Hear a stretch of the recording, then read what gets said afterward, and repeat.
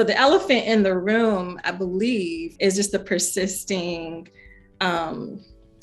gaps in children's preparedness for success when they enter the classroom. Perhaps there are two elephants in the room. One also being just the persisting racial ethnic gaps in literacy and what that means long term for the success of this nation. As an observer, as a researcher in this space, what I have seen both anecdotally, or what I have, the insights I've drawn both anecdotally and from research suggest that the way in which we teach young people must change, that we cannot continue to teach from a very teacher or even system-centered perspective. It has to be student-centered. I believe one of the explanatory factors for these lower literacy rates is that we are not teaching in a way that centers students, that centers students' strengths, needs, and interests, and leverages those strengths, leverages students' interest in helping them to build those foundational skills in reading, literacy, and comprehension. And so, yeah, I think that when we think about personalized or student-centered learning, that conversation has to be at the forefront of this discussion on why there are lagging or persisting literacy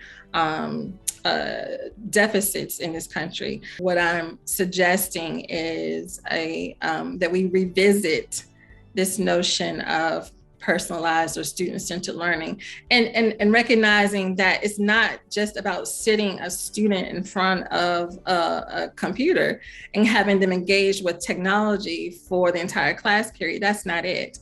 Good student-centered learning that's supported by technology is integrated very purposefully in instruction in ways where students are not only engaging with the technology, but they're engaging meaningfully with their classmates. They're engaging meaningfully with their teacher throughout that process.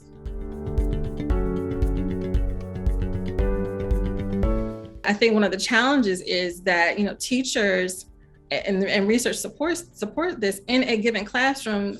There's a wide range of proficiency and a wide range of needs. And teachers have, when we talk about student-centered education and instructions, teachers, if that is their motivation and goal to teach in a way that centers the child, they have to do that across a classroom of 25, 30 children. And so I believe what educators need more and more are technological solutions to help them not only differentiate their instruction, but also ensure that every child has what they need to progress at their own pace, to master content.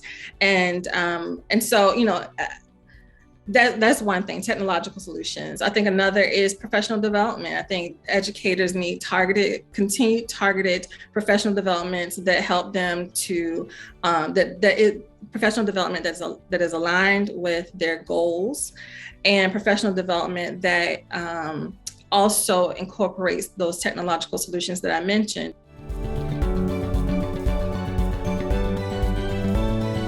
I believe that if we're going to address this problem on a large scale, all of these stakeholders, parents or families, students, educators, school leaders, policy leaders, researchers, we've got to get in the same room and start having conversations about the elephant in the room, right?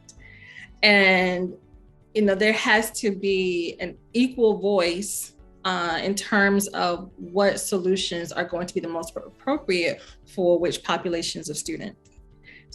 And so I think one of the first steps that we can do is to bring key stakeholders together and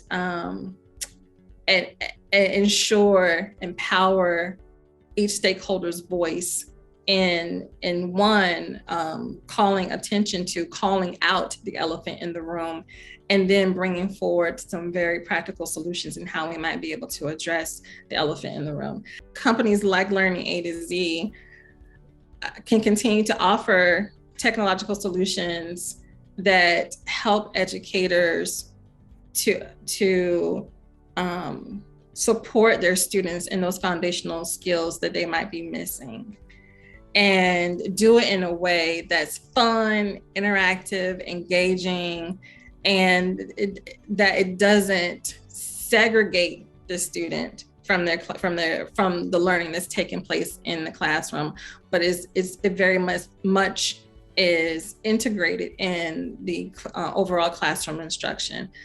And then supporting educators in that process, making sure that educators have the professional development resources necessary to implement technological solutions like that, that they have colleagues that they can call upon to help them think through implement some certain implementation challenges with their students.